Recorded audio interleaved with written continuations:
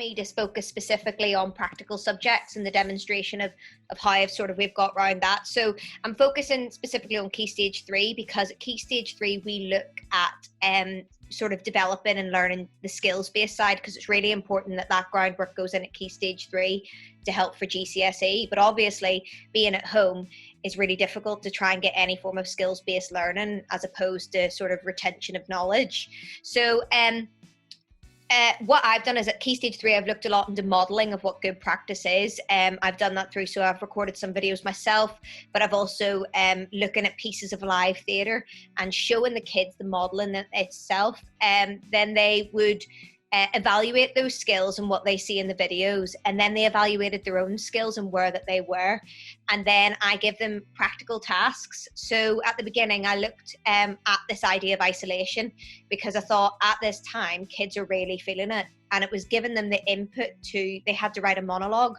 so actually saying, well, what does the word isolation mean for you? And I got like so varied responses from actually people talking specifically at lockdown, or having isolation and sort of isolation from people, and it was really nice for them. And I feel like that was a really good way for them to get out their emotions, but not necessarily through COVID, but what it means for them.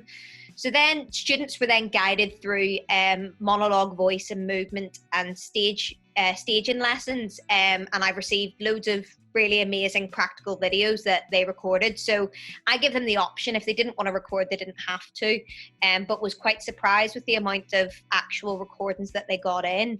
And one thing that I did notice is that actually it was the quiet students that don't normally come up with aren't the ones to stand up first or to get up and demonstrate skills in classroom. I found a lot of these students have really used the guide through the skills that way.